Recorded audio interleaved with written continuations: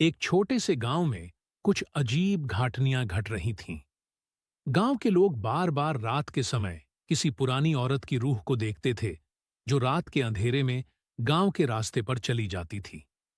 लोगों का कहना था कि वो एक चुड़ैल थी, जो अपनी मौत के बाद भी अपना पुराना दर्द और गुस्सा को लेकर वहां आती थी। गांव का नाम भैरवपुर था। गांव के कोने कोने में इस चुड़ैल की कहानी काफी लोकप्रिय थी। हर किसी के बीच इस बारे में बातें चलती रहती थीं, लेकिन किसी भी इंसान ने कभी इस चुड़ैल को पूरी तरह से देखने का हौसला नहीं किया था।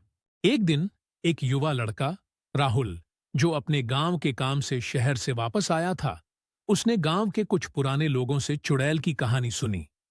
राहुल को ये सब सिर्फ कहानियां लगती थीं, इसलिए उसने फैसला किया कि वो अपनी आंखों से देखेगा और सच्चाई को समझेगा। एक रात राहुल ने अपनी पुरानी दोस्ती के साथ रवि काफी देर तक गांव के रास्ते पर चलने का प्लान बनाया।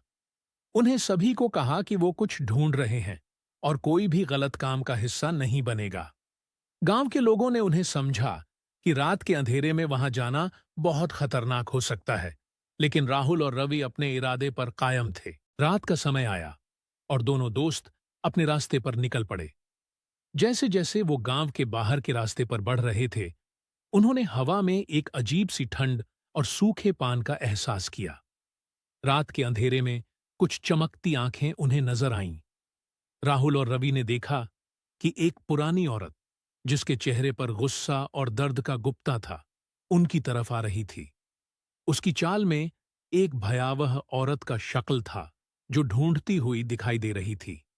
राहुल ने रवि से कहा। ये वही चुड़ैल है जो हमने सुना था। अचानक वो औरत उनके पास आ गई और उसने सुना कि वो उनसे कुछ कह रही थी। लेकिन जब राहुल और रवि ने हमसे बात करने की कोशिश की, तो वो कुछ ना बोल पाई। फिर उसने एक भयानक गाल मारकर उन्हें डर से काम कर दिया और उसने देखा कि उसकी रूह धीरे धीरे हवा में घुल गई थी।